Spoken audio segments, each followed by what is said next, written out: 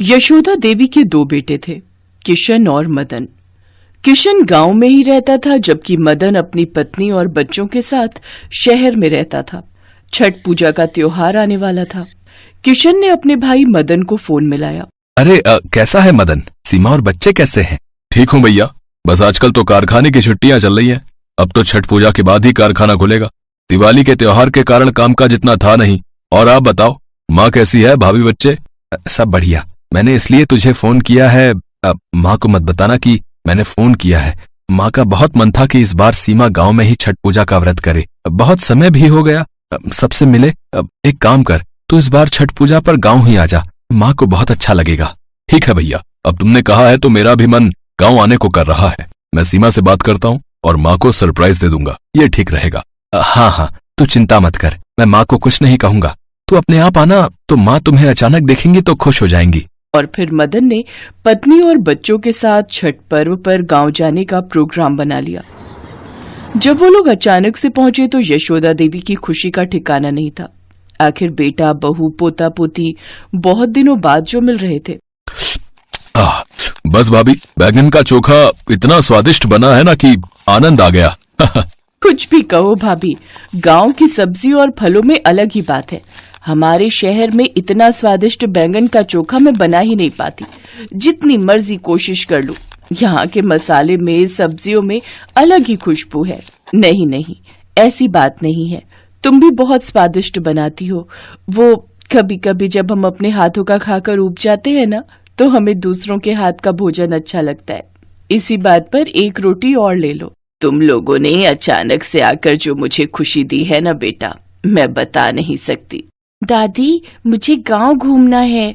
दादी, मुझे भी गांव घूमना है। अरे बच्चों, चिंता मत करो।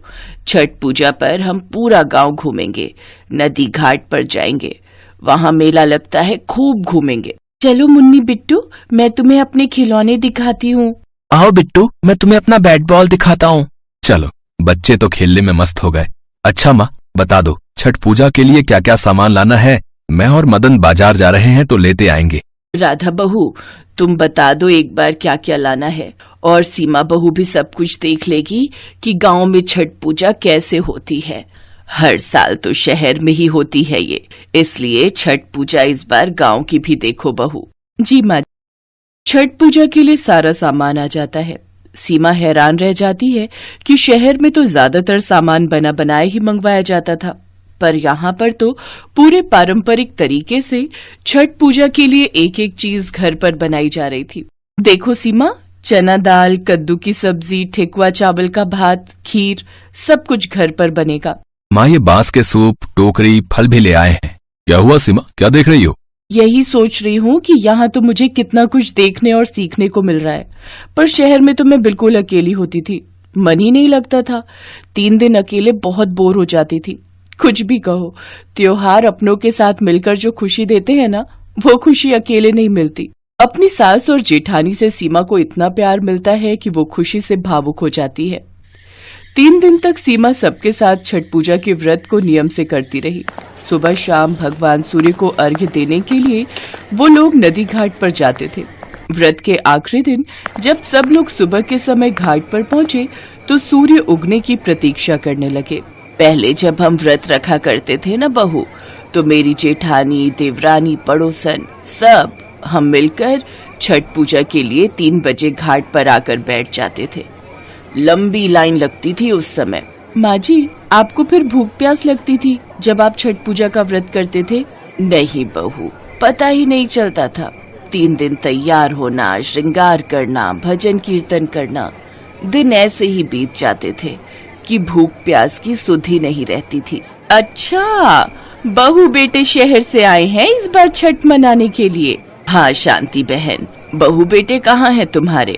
अरे घाट के दूसरी तरफ पूजा कर रहे हैं। मेरे से इतना चला नहीं जाता तो थक कर यहीं बैठ गई।